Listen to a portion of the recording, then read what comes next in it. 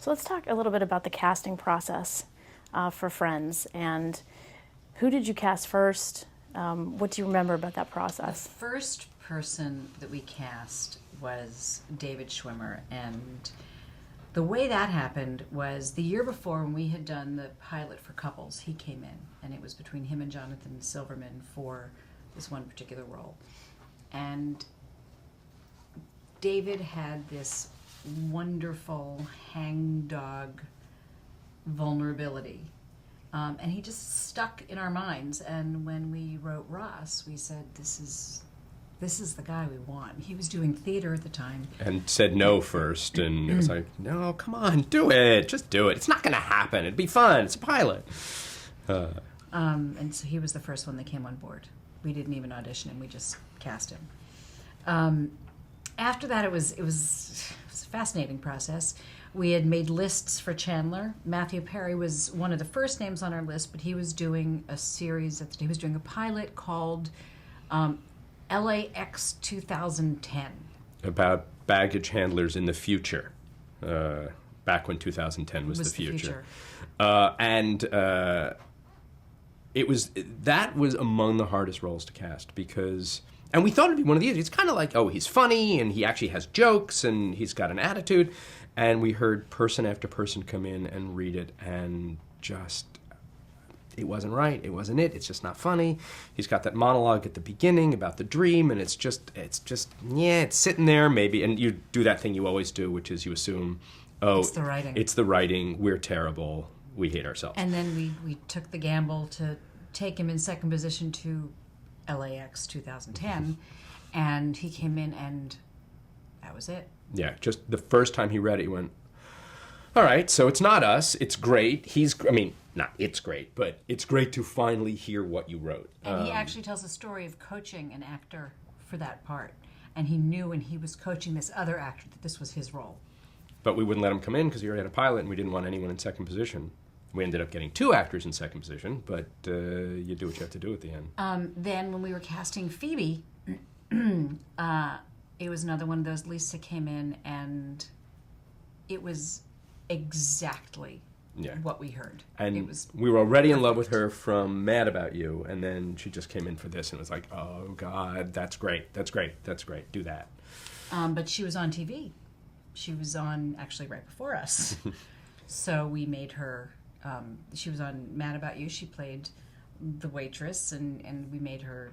Yeah, we decided that Phoebe, because it'll be weird, we're on the same night, that Phoebe should be Ursula's twin sister, and they were great over at Mad About You for letting us do that. I don't know that we would have ever said yes to that. Yeah. If someone came to us and said, would it be all right if the character on our new show is your character's twin sister? And we use your actor. Yeah, we use the same actor. We'd be like, no, come up with your own character. No, but they were great, and my partner Jeffrey was writing on Mad About You at the time, and that helped because he kind of... We brought Courtney Cox in. Originally, we wanted her to do Rachel. And she came to us and said, I'd really like to do your pilot, but I want to be Monica. And we weren't too sure about that. And it was actually Barbara Miller, who was the head of casting here at Warner Brothers at the time, who said, she can do it. She can do it. Which was also the case. I really think Barbara was invaluable during that period. When Matt LeBlanc came in to read for Joey, and it was down to him and one other guy, Barbara Miller, and it was the other guy that when we went to the network, we were kind of leaning towards, because Matt just sort of had a raw, he wasn't quite as experienced, it felt, as some of the other actors. And she said, I will never forget this, she said, this is the actor who will get better every episode. He can do it. We said, okay, all right, we'll go with it. And Rachel was another case of an incredibly hard role to cast, just because thousands and thousands of women came. The role is potentially so actually unlikable. She's Whiny. spoiled and whiny and upset, and she's crying, and no one likes to see that, unless you're one of those few actors who can cry funny. And then Jennifer had it. It wasn't even in second position to a pilot. She had a series, but she was head and shoulders the best one. And so the series was a summer series, and there were people who were saying they didn't think it would go, and so that was a huge gamble because we didn't know. We shot, even after the show was picked up, I think we shot 4 or 5 of our episodes before we heard that Muddling Through definitely wasn't moving forward, because if it had moved forward, we would have had to reshoot 4 episodes, which is just unheard of. But and Warner Brothers, thankfully, was very supportive of us. Yeah, it was a doing it this way. big gamble. Talking about Courtney Cox coming in, wanting her to play Rachel, what was it about the character of Monica that you weren't quite so sure that she would be able to portray that role? Well, I think when we originally wrote the character of Monica, she was much tougher. We imagined someone who was like really defended and sarcastic, and we thought, well, Courtney has this warmth about her, and will that work? And what actually happened was she was able to take what I think would have ultimately been kind of harsh, maybe, and off-putting, and it helped the character enormously by making us like the character so much, by imbuing it with all of these like wonderful, warm, delicious qualities, and still not sacrificing the comedy. And each of them brought things to the role that, the way an actor breathes life into something and makes it something that wasn't even in your head. I mean, Matt has so much heart, and we didn't know that Joey had all that heart. We also didn't know that Joey wasn't too bright, but Matt played stupid really funny. Yeah, that was not in the original character. Yeah. That Joey's a little dim. That was very much us looking at what Matt was doing, going, well, that was really funny.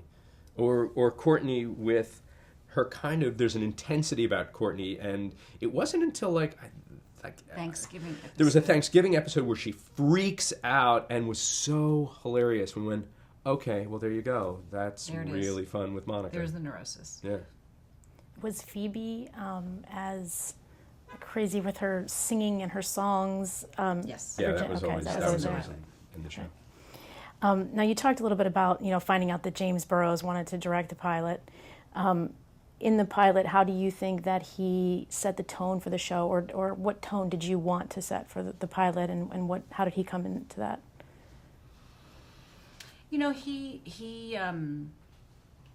He's very smart dramaturgically.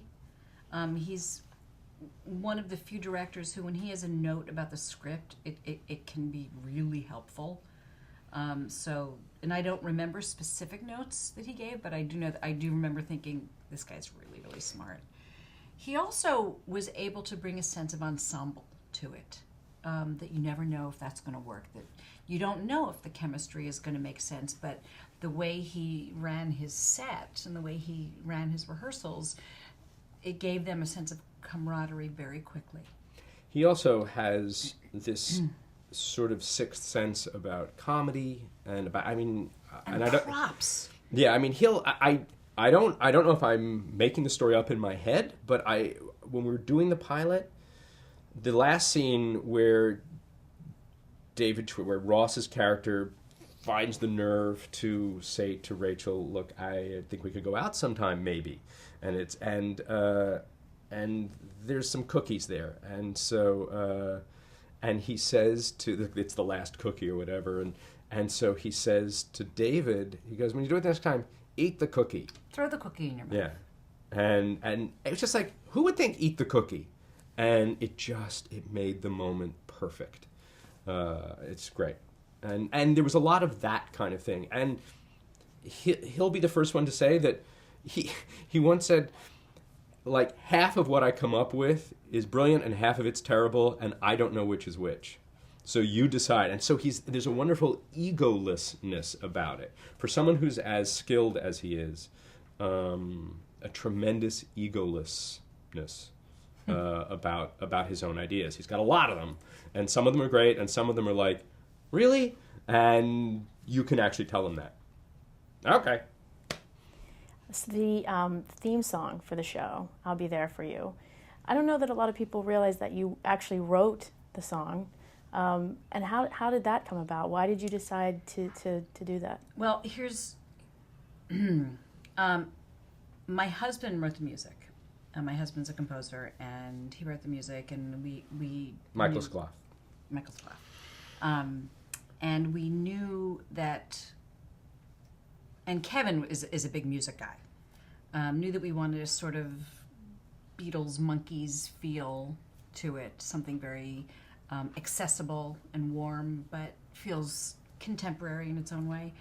And initially he went to Allie Willis, who is a very, very good lyricist, but we came from musical theater. We used to write lyrics. And and by the way, my husband came up with the idea of "I'll Be There for You." That was his hook, and that's all he had, was that and the music. And Allie wrote some really fun lyrics, but they were very pop lyrics, and we there's a little bit of the lyric police in us with true rhymes. Mm-hmm. So we took a pass at the lyrics. And we even had the writer's room take a pass. Because it was one of the things like, it records tomorrow. Oh, okay. And then Kevin brought in the Rembrandts. The Rembrandts to sing it. Yeah.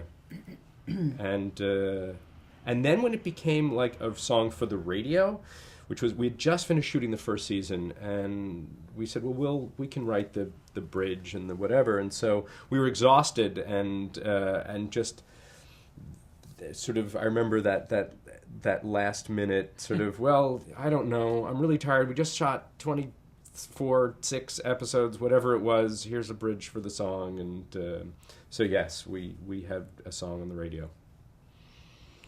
How did you come up with the iconic original opening of them in the fountain? I have no idea. It was you or Kevin. I had literally nothing to do with that. Yeah, we were looking, we always knew we wanted to do something original that was just for the title sequence that we could intercut with that previous season, in the hopes that it would be running for many seasons. And, and sort of just looking around saying, what do we have around here that we can use? Came up with the idea for shooting this thing with the couch from the coffee house and this fountain. Them getting in the fountain was a later thought. That was once we got there. It was like, hey, you guys, we have an idea. Want to jump in the fountain? And it was a chilly night. And they were very game. Very cold. What I do remember is when we were doing the pilot, we were, I think, the last pilot to shoot in that pilot season. We were right up against it because we had this other pilot that we did, and so it was really like, it was the very end. And Kevin worked with the editor like 48 hours straight, finally have a cut, happy with it, hand it into the network, it's good, he's going home to finally get some sleep. We get the call. The opening of the show is them just sitting around the coffee house talking. There's no story, there's no event, not until Rachel comes in the wedding dress. It's just, we find out about Ross and the thing, and then it's just it's talking, which is, we thought, really cool. And the note came back from the network. I think it was Don Ohlmeyer, who was the top guy at this point. They said, the beginning starts too slow. Pace it up. We're like, you can't pace it up. You can't pace it up. It is what it is. You can't suddenly infuse it with these little scenes. It is talking. It's always been talking. That's the deal. That's what it is. And they were like, if you don't somehow pace up the beginning, this show is not going on the air, with that kind of network ultimatum-y thing where you go, fuck. So we call Kevin, who was like on his way home. He turns the car around, he comes back, they go back into the editing room, and he had the idea that rather than change one frame of the beginning, he just put in a temp opening title sequence. In this case, it was REM, is it REM? Happy Smiley People? Mm-hmm. Happy? And the cat, just shots from the show. And they went, thank you, you paced it up, you did exactly what we asked for. And it was just putting in this, Kevin went, I can do this, and then he went home and went to sleep. How did you divide up your responsibilities on the show? Because you talked about how you each have your strengths, and and how that plays very well, in your partnership. So how did you divide things up? Honestly, we never sat down and said, you do this and I'll do this and you do this and I'll do this. There are things that we gravitated towards, and luckily we covered everything between us all. David loved the writer's room, and when possible tried not to leave it. Yeah, I did whatever. It's like when you said before about the fountain. It's like, I don't know, were there jokes? I wasn't there if there were no jokes. Basically, I did not leave the writer's room. That was where I lived. That's all I cared about. I love the writer's room, would spend a fair bit of time there, but I also love the creative producing stuff. And I love working with actors. It's my favorite thing. So I would spend a little more time on the set. I would always check the costumes before we approved them. I would check the hair and makeup. I would check the sets. I would go down on Thursdays when we did camera blocking and work with the actors all day and do rewrites right on the set and send them back for David to look at before we put them in. And Kevin was the post guy. Kevin did all the editing stuff. Kevin also did a lot of... We would look at cuts but only give notes on them. We didn't have to sit in the editing room. And he also did a lot of the production stuff, the sets and that kind of thing. And he directed like a lot of our episodes. So because you come from an acting background, what do you consider your approach to dealing with actors?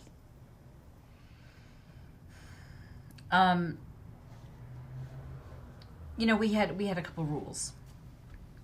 One of them was, with the actors, we will listen to any pitch you have, but let's hear our words first. People work very, very hard on them. We're there till 3, 4 in the morning arguing about where the comma goes. Let's just hear it first. If it doesn't work, we'll be the first ones to say we got to find something else. And even if it works only okay and yours is better, we'll be the first ones to go with yours. But let's hear ours first. So the actors were always given the opportunity to pitch us, perform for us, whatever it is that they came up with in rehearsal. The other thing, is you always want actors to understand what the intention of the line was. But it's important to do that in a way that you're not stepping on where they are in terms of their characters. So you don't give line readings. You don't want to try to be them, because that never works. So you give a lot of intention readings that are virtually line readings, but you're saying, paraphrasing the line and then giving them the line reading. But also there were things like, we knew after a while that with Matthew Perry, whatever word is underlined, he'd emphasize a different word. Yeah, it was like we were throwing down a gauntlet. If we underlined it, he was like, well, that's not going to happen. And he'd find some other word. My eyes. Some random word in the line, and that was part of the fun of it. And so we, at a certain point, just stopped underlining anything for him, because why? If you don't underline it, maybe he'll pick the one that we have in our heads. And also to listen. You have to listen to their issues. You have to listen to their problems. If something isn't feeling right to them, whether or no matter how good the line is, if they can't do it, if it doesn't feel truthful to them, you can't force them to. It's not going to be good. And we had 6 really smart actors. I mean, thank God. And also incredibly generous Menchie actors. So you never got the feeling that if they had no one's counting lines, no one's. I mean, you hear horror stories from other shows of co-stars who just are terrible to each other, and these guys could not have been more supportive. It was amazing.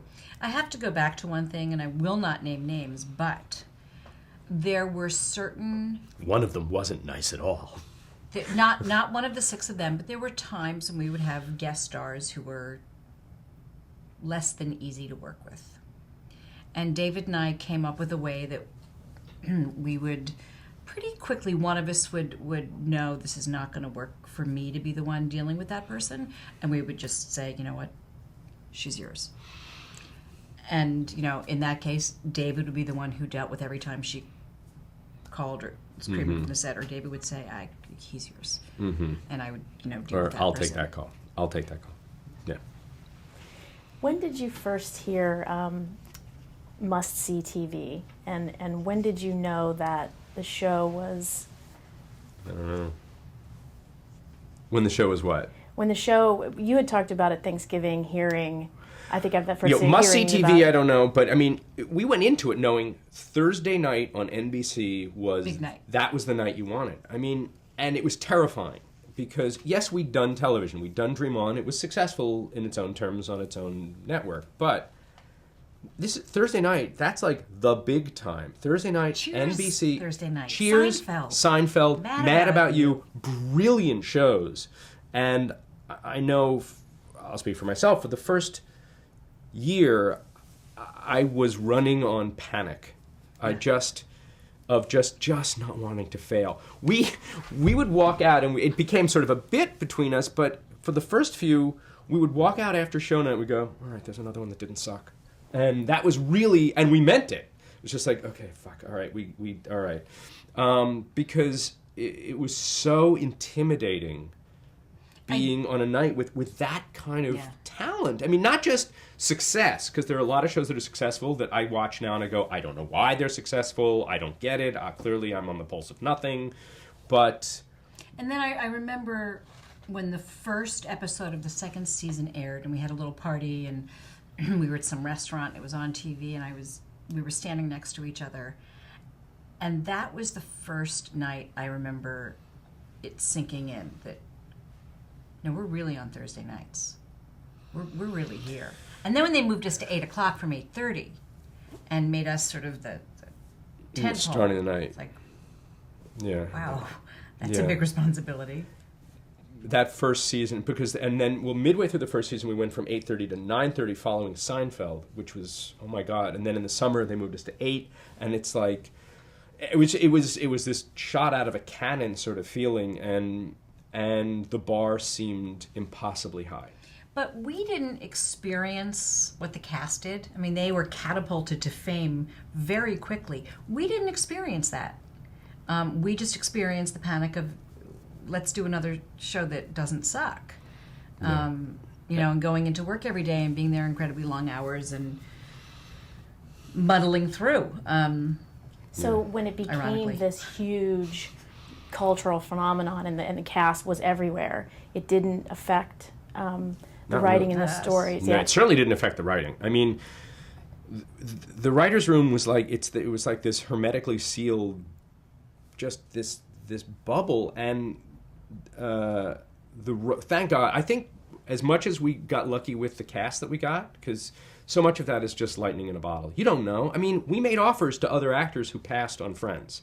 So you think, oh, this could have been such a different show. The stars were aligned. At the same time, we got so lucky with the writing staff.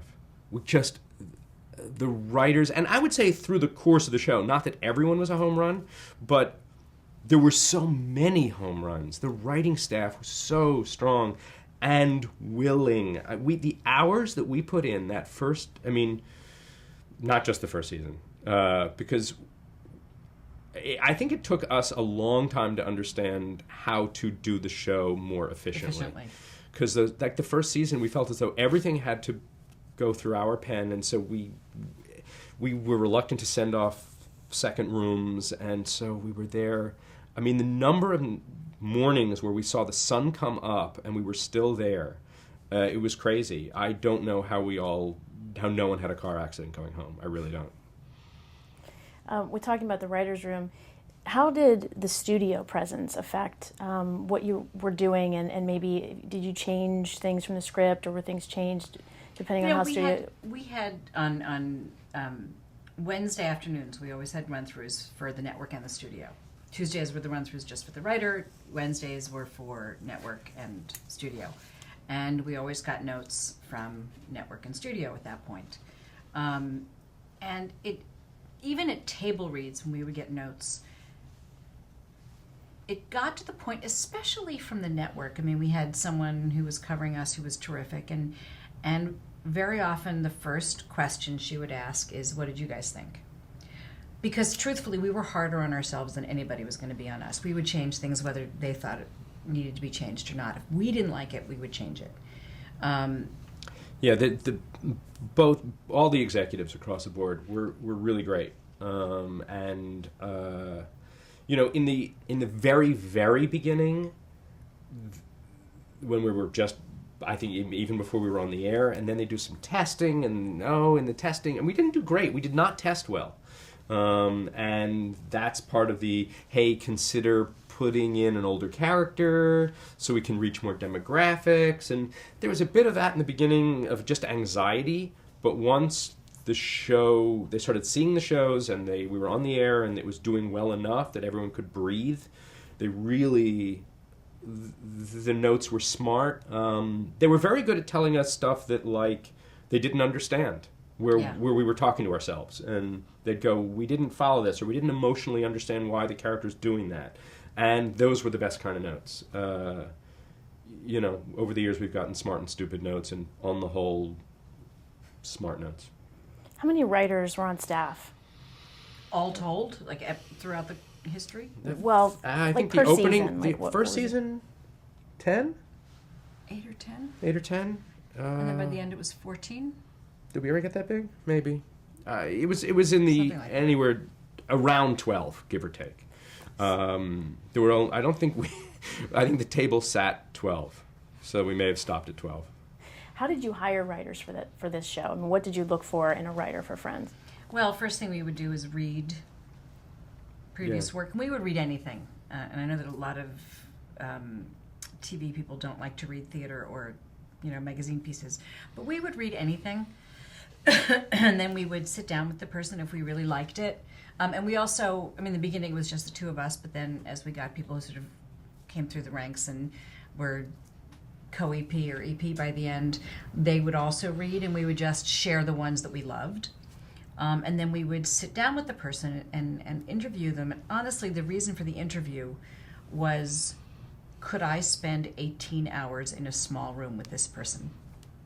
Besides, are they intelligent? It's really, I'm going to have to spend a lot of time with you. How's that going to work? Yeah, it's like casting. You hope you got it. You don't know.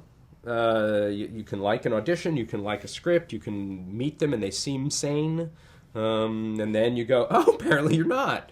Or you meet them and you just get a funny feeling and say, something about this doesn't feel right. And conversely, you meet somebody and go, yeah, let's try it, and then they turn out to be just a star.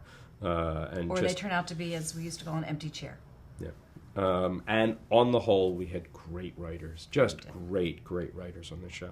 So in the writer's room, can you describe the process? Was it a collaborative process and the joke? It was a very, very collaborative process, but it's also an intense process. We knew a lot about each other by the end. A lot of stories came out of someone coming in and telling a story, some incredible story about what happened over the weekend. And every year we had a form of tension release. In the first season, it was late at night, and one guy said that he could eat the 2 boxes of liqueur-filled chocolates by the end of the rewrite. So we made a bet. By the following year, we were up to a guy, I think it was $5,000 was on the board.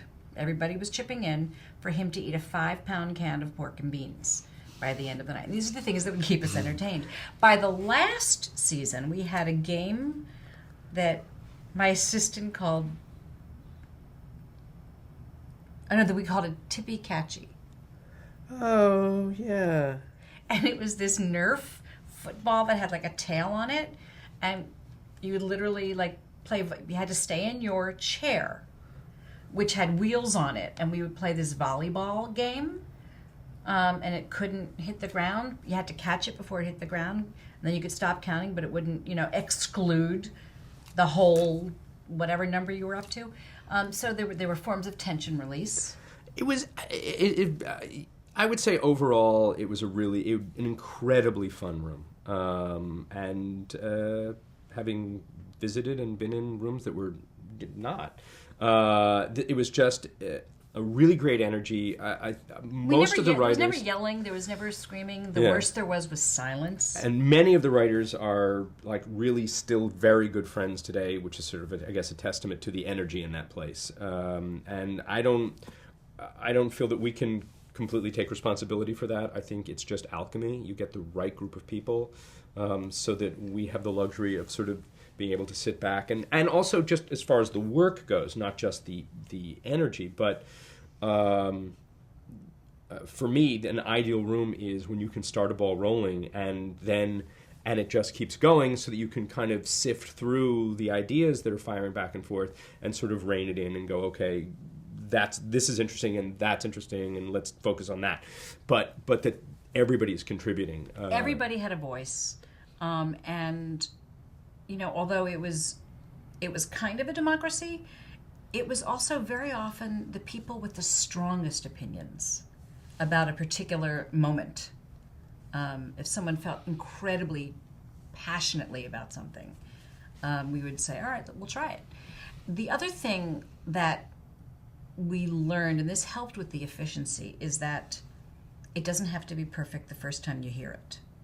We're going to hear it several times, and we'll get a chance to rewrite it. So let's put something in for now so that we can move forward. Because it was very easy to get stuck, especially at 3 o'clock in the morning when you're getting tired. But, it was a very entertaining room. I can remember one night, I think it was the second season, I had stepped out to go do something, and I came back in the room, and I was the only woman in the room that night, and at one point, all the guys who were in the room that night stood up, and none of them were wearing pants. Just, wow. Yeah, that'll keep you going for a while. Just ways to infuse energy late at night. So it sounds like nothing was off limits then. I mean, there were in the writer's room, that there were... you couldn't be mean. There was no room for being harsh to each other. I had a couple rules. There were certain words that I abhor and didn't want them in the room because they just made me incredibly uncomfortable, so I asked that those words not be used. I think people were for as fun and raucous a place as it was, I think people were pretty sensitive to each other. So I would say that wasn't a rule, but it was a fairly respectful group of people, given that there was just a kind of crazy sort of comedy energy going all the time. In terms of writing the scripts, were there rules as far as, Joey never does this, or Monica always does this? Was there anything like that? I mean, I think everyone knew the show really well. I mean, it wasn't like there was a posted set of, there wasn't like a Bible, there wasn't a codified... Once in a blue moon, somebody would say, how about if Joey does this? And we'd say, yeah, we did that second season. Yeah. Right. Watch the episodes. Gotta watch the episodes. We had such a strong process, though, of how we went about coming up with the story ideas, and then how the scripts were done. I mean, there's this process of we would always break a story as a group, so it went through quite a filter before the writer even went away to do the first draft. And we rewrote a lot in the room. I mean, we rewrote a lot. We rewrote a lot when drafts came in, and also after a table read. It was not unusual to throw out a story. I mean, we had 3 stories a week, and stories don't work. And you go in with the best intentions, and you think, okay, I'm going to love that one. And then you go, apparently not. It doesn't We play. may, but nobody else does. And so we threw out a lot of stories. And the nightmare scenario was always... wow, 2 out of 3 stories aren't working this week. That's a lot of work. And there was only once in the 10 years that all 3 stories didn't work. That was a bummer. Would you know that going into a season where you wanted to take stories, where you wanted to take things? You mean character arcs, that kind of thing? Yes. Mm-hmm. I think you intend, but you don't know. I mean, you start out by sort of trying to map out what your season's going to be, and it's all best intentions. At a certain point, the show tells you what it wants. And, you're going in a certain direction, and you had no idea that this arc would be so powerful, and you have to go with it. What would be an example of that happening? I think when the idea came up that Joey should fall in love with Rachel, which, on the face of it, if it's not done well, it feels desperate. It feels like, oh my God, there's 6 of them. How many other ways can they do that? And the actors resisted it too. because they went, no. It feels wrong. It's like falling in love with your sister. And we're saying, no, he said. everything that's wrong about it is exactly why we should do it. Because we think we can do it right, and it can be heartbreaking because it's wrong, because he can't have her, because it, and that's what's so great about it. So, and we have to do it, and we basically we begged, fought and begged everyone who resisted it to say, I swear this can work. And then it did. And the same thing can happen on a tiny, tiny scale where you've got a ridiculously small comedy story that seems, on the face of it, really stupid. And sometimes the writers would pitch stuff to us, and they know it's so not our kind of thing. And there's always that point where you go, all right, if you were going to do a story where, and then suddenly you're on board, and now you've got to convince everybody else Joey that it won't be putting on stupid. all of Chandler's clothes, Yeah. or not getting out of the chair, or Phoebe having her brother's babies. That was one of those. I don't know, and it worked really well for us and got bigger than we ever imagined it to be. So let's talk about a few of the episodes that hopefully you'll remember. Yeah, I was going to say, really long time ago. The one with the prom video, which was Courtney putting on the fat suit, Rachel, or Jennifer with the nose. And what was the reason for going backwards almost with the characters and showing us? Other than saying, doesn't that sound fun? Which is not a very interesting answer. I don't remember. I know we were looking for a new way for Ross and Rachel to come back together, and that seemed like something we hadn't tried yet. Was to go into their past. Yeah, and the also, end seemed Monica really was fat seemed so funny. And the end seemed like it could be really powerful with Ross and Rachel. How did the actors? How did the actors feel about putting on the? They were great. Oh. Yeah, They loved it. They were great. I think by the end, Courtney as Fat Monica, for me, was one of the watching her. There was a freedom that she felt in that fat suit that I loved so much. I do think by the end, when she was in the last time, I think she was like pregnant. And we had her. We reshot the opening credits, and she was dancing in the fountain in the fat suit. I think at that point she's like, "Oh, okay." She was pregnant and was getting overheated, and we literally had this big tube of cold air that we would put into the fat suit to keep her cool. How about the one where Ross finds out? Which I think is the first time that Ross and Rachel kiss. And I believe I read something that the studio audience went crazy at that point. Yeah, I mean, we did play some moments in front of the studio audience where I think the biggest one was actually when we were in England, and we revealed Monica and Chandler in bed, and the place went nuts for about 2 minutes of screaming, of just screaming, and we it was insane. And I do remember that night with Ross coming to the door and... Oh, with the kiss in the rain? Yeah, I mean... That was a big moment. Yeah. That was a big moment. That was... No, you... Go ahead. No. Please. I was going to say, I think probably one of the biggest challenges of doing the show was the whole Ross and Rachel arc, and how do you sustain it without them throwing shoes at the set too many times. I mean, the whole first season being a giant stall was really tricky. My rabbi used to come up to me and go, when are they going to get together? Yeah, it was just the fact that in the pilot he says, so can I ask you out sometime? And she goes, sure. Maybe. And then never does for an entire season of episodes. They don't even go on a date, other than like the laundromat. That I think was probably one of the hardest things in the writing of the show. The other thing that was sort of it's tangential to what you're bringing up, but the audience was pretty savvy. They would sometimes laugh at setups to joke because they knew the characters so well. they were ahead of us more than not, and we had to trust their judgment about things that were working and not working, except for one night. One night, and it was an episode that David and I had written. It was the What If. Okay, this is not the one I thought you were talking about. We were shooting on a Tuesday night.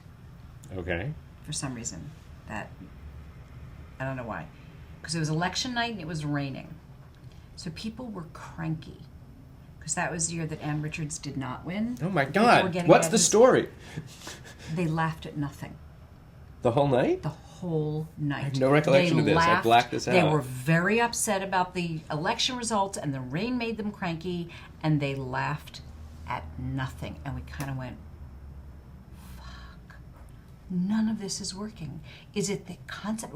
Do we just scrap it? What do we do? And we finally, this was the only time we did it, I think in 10 years, said, you know what? We're not going to listen to them tonight. We're just going to shoot our show. And I'm glad we did. I can think of one other occasion where we did that, which is what I thought you were talking about, where we had a scene where Rachel was working at Bloomingdale's and her boss dies. And, no, that's, yes, I mean, there were actually two. That's one, and we didn't realize that everything after that point wasn't going to be funny. We didn't do death well. No. And it's a lesson Except we for the didn't... grandmother. Except for the grandmother. That was a good Yeah, episode. but in terms of characters who we've gotten to know and then we killed them off, they didn't work. And the two things, that was one of them, when we had all this sort of dark comedy off of Rachel's boss dying, and we had this really funny bit where the bosses sort of promises, and they could have done it on Seinfeld with George, but we couldn't do it on Friends. And the scenes the audience wasn't laughing, and we were like, just keep doing it. We can deal with it later. And the other one, and this is one I was thinking of before, when Ross announces that he's going to get married to Emily, and Rachel hears this news, and then she's dating, I forget what the character's name was. Anyway, she's dating someone.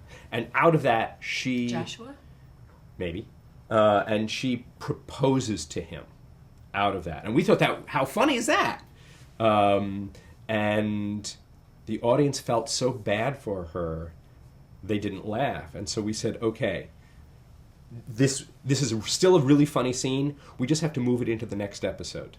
It will be funny, just not immediately following his news. So we said, keep doing it, and we did like 4 takes of it, and we said, we will move it to the top of the next show, and it will be funny. And it was. It's just, it was all about context. Because we never like to just pump up the laughs and make it funny. But that was the other time that I was thinking of, when we said, do not listen to them not laughing. It will be funny, we swear to God. Do you each have your own favorite episode? I don't think I do. I mean, there are a lot of them I love, but I don't... Me too. There are a lot of moments I love. There are things that still make me laugh. There are things I still think about every time I hear Elton John's song Tiny Dancer. I giggle. But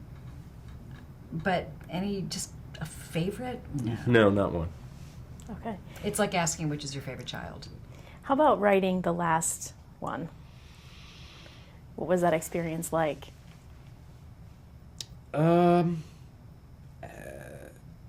It wasn't as difficult as shooting the last one, because when you're writing it, you know what? At a certain point, it's practical. I mean, yes, there was a lot of discussion in the room, and Jesus, how do we do this, and what are the expectations, and what do we need to accomplish, and what do we need to give an audience for them to feel satisfied? This was coming pretty close on the heels of the Seinfeld finale, which the world did not particularly embrace, and we thought, we don't want that. Our people-pleasing need to be liked was like, no. We want people to really like this, and feel like this is our way of saying thank you for having invested all this time with us. And so I think we knew going in, Ross and Rachel have to get together. So there was a lot of backing up from that. it was also one of those shows that's an hour, which we were saying earlier. At some point, half-hour shows should not be an hour. So it's really challenging to do those 1-hour episodes and have them not become incredibly boring about 3/4 of the way through. So looking back on that episode, are you happy with the way you wrapped everything up? Yeah. I think so. Yeah. I mean, probably if you made me watch it now, I don't think I've seen it since it aired. If I watched it now, There would be moments are there that I'd beats wanna where I'd go, change. really? We were okay with that? That was okay?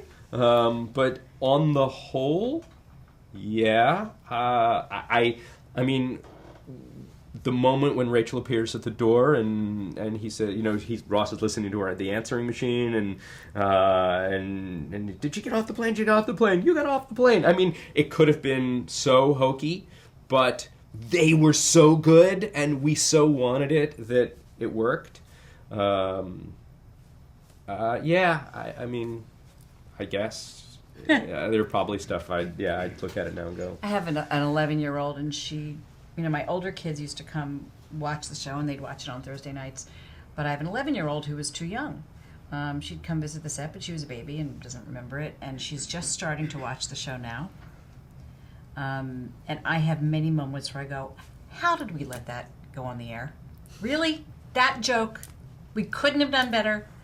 Or I even remember there was one day where I went, oh, I know it would work there. Well, there's a useless exercise. Yeah, I mean, I never go out of my way to watch the show. I'll never Friends is on. But if you're in a hotel room and you're going around, it's oh, it's Friends and it's in English.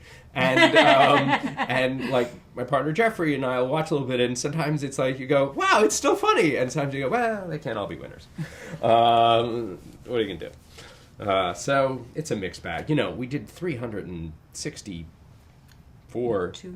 200? I don't know. We did so many shows. 264. Yeah. You figure 264 shows is 700-800 episodes, stories within episodes. If you figure 3 to an episode, that's a lot of stuff to get right. So if we got a lot of it right. So you were talking before about working with the cast and early on, and that they just were very nice to each other and got along. Did that last through the entire run? And how do you think their celebrity affected them and their performances on the show?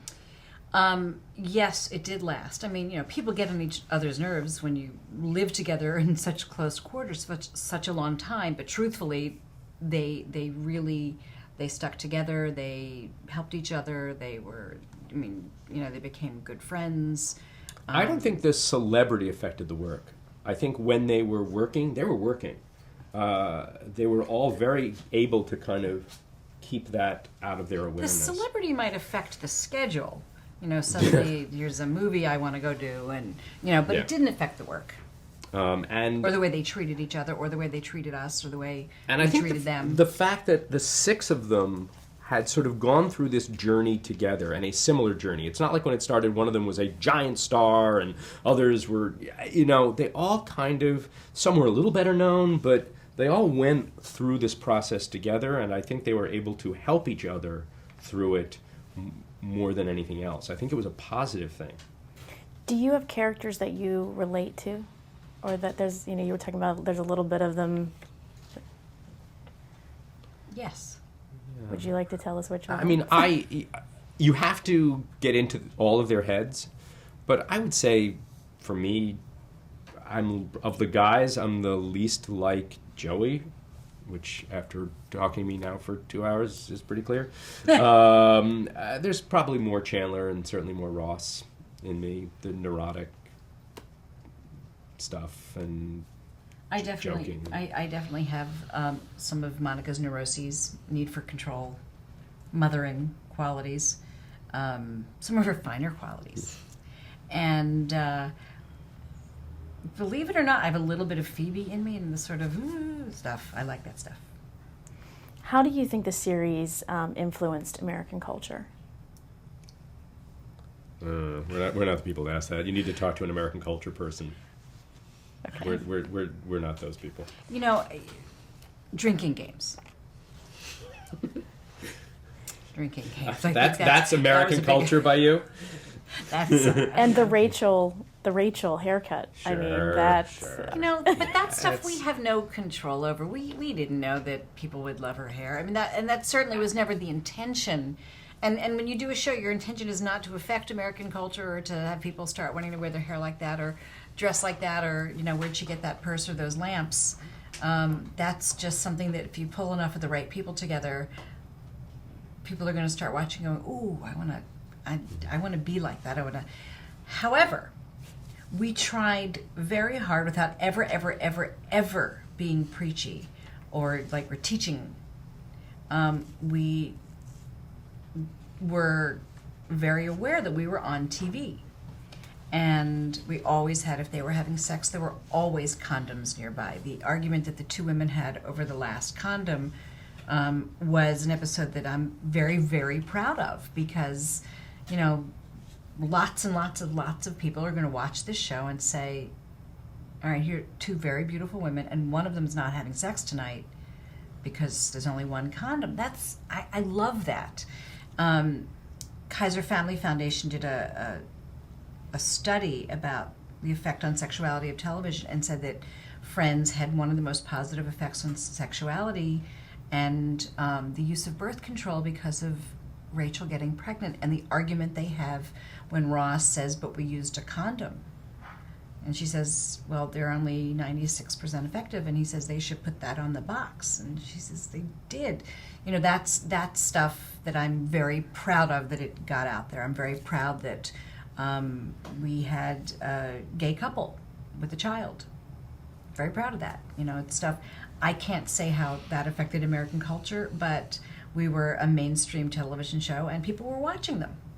That's awesome. And we have very, very dear friends, two women who have two daughters, and when their older daughter first saw the couple, she said, it's a family like ours. And that to me was way more important than how it affects culture on the whole. Do you think you would ever consider doing a reunion show? We've resisted it vociferously. We did it. We ended right. It felt right. It's just we put a wonderful bow on the end of it. We couldn't win. I think all the people who say now, oh, I want to see them again, you really don't. And I think they would turn on us on a dime. I think look at it in reruns. We did 264 of them. Watch those. We did it. Savor that. I just want to go back for a second. We were talking about Emmys before, and the show won for the 8th season. And I know that that was done in the wake of 9/11. And can you talk about how difficult it was to come back to work after that, and what you were trying to do with the show at that point? It was very interesting. We had just started doing the season. In our first episode, Monica and Chandler were on their way on a honeymoon. On their honeymoon, and Chandler made a joke while going through security about a bomb in his suitcase. Because there was they used to have the sign like, you may not make jokes about having a bomb.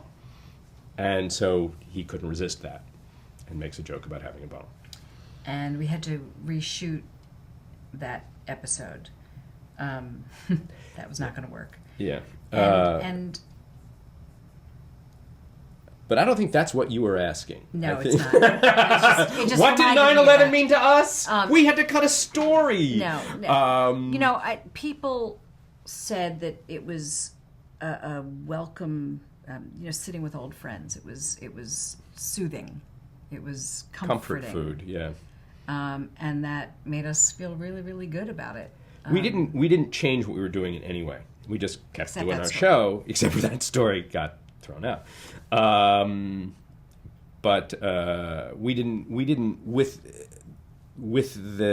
we never had in our minds, wow, apparently people are tuning back into this. We were just doing our season. We did bring the audience in that one time. Which one time? I don't know what you're talking about. It was that season we brought the audience in. It was survivors and their families Oh, yeah. You remember? Not really. No. I don't. We brought in an entire while audience ago. of people, survivors and their families, of 9/11, and it was an extraordinary night. It was amazing, and people were incredibly grateful for the opportunity to laugh. I apparently am an empty husk who has no recollection of that. Which episode Did- was did that? the- You don't remember this? Did the jokes work? Yeah. Okay. It was a really lovely night. Okay. Which episode was I it, Marta? do not remember. Okay. I can sort of look it up, but I don't remember which episode. I have a vague recollection of what you're talking about. I'm sorry. I'm sorry. Why do you think you were able to maintain the quality and the ratings of the show throughout the whole run? You know, it never left the top 10. I think in the last season it was number 3. You went out on top. But why? What do you think made it that you were able to do that through the 10 years? I think Hard work? Yeah, I mean, we worked very hard to keep the stories fresh, and that was the biggest challenge. I think is a testament to the writers and the actors that we were able to keep the balls in the air. How did this become balls in the air? We were able to keep navigating it and the balls in the air. Great. Clearly, toward the end of this, I'm winding down. I think it was hard. It was also hard because we didn't know what was going to be the last season until the last season. There was a point where it looked as though 8 was going to be the last season, and we were like, gotcha. And so we really geared up for that, and then it was like, oh, no, there's a new negotiation, there's a new deal, there's going to be a 9th season, but that's definitely the last season. So we start doing the 9th season, and we're gearing up, and truly we had a whole thing where Warner Brothers came in and said, this has to be the last season, and we went, got it. And then literally 2 days later, they went, no, actually, it turns out there could be another season. We're like, okay, just tell us what we're doing. But then, at that point, we said, you know what? It's time. Yeah, we said this one, I don't care what you're saying, we're telling you 10, it's got to stop. Mainly because, not because we were tired of it or didn't love doing it anymore, but it had run its course. I used to compare it to having a baby. You have a baby, and the baby grows up, and then it's time for the baby to go to college. It was time. At it 10, was time. it was a bright, bright baby. It was. I don't know. It was what kept the audience there. I'm just happy they stayed. It was David. It was me. All right, it was me. No, I think. We had an amazing writing staff. I know. I mean, the cast was always fantastic. And a consistent writing staff. Yeah, I mean, they stayed for many people that stayed for a very long 8 time. years and 9 years of it, and they were absolutely invaluable. And it is a group of people sitting around a room going, what else could happen? And we need to come up with stuff that people would actually stick around for. I'd like to mention a few of your other shows. Veronica's Closet. Mm-hmm. Can you just describe briefly the premise of that show? Sure. It was Kirstie Alley playing a woman who ran a lingerie company who was incredibly successful professionally, but her personal life was an absolute mess. We were talking earlier about learning the lesson and then relearning the lesson. Don't do a show if you can't do it full time. And I think for us, we got caught up midway through after this Friends was successful with the idea of having lots of shows. And there are people who pull that off and are amazing at it and have had companies where they had like so many shows going at once. And it was quite a lesson to discover we're not that people. We're not those people. We can't be those people. And that was really frustrating because we had that and we were producing, although hadn't created Jessie with Christina Applegate, and we loved these shows and we loved these people, but we couldn't, suddenly we were supervisors. We were not happy doing that. We used to say we were like firemen, just putting out fires from one thing to another. And our mantra was be right back. And we're just running from room to room and stage to stage saying, be right back. And that and shut the door. Yeah, that was our other mantra. What happened? Shut the door.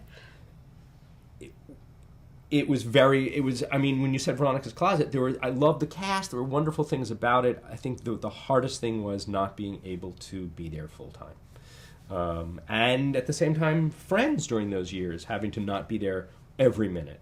Because it was a real epiphany, which is amazing after 5-6 years to have an epiphany, that, oh my God, I love this show so much. Why would I want another show?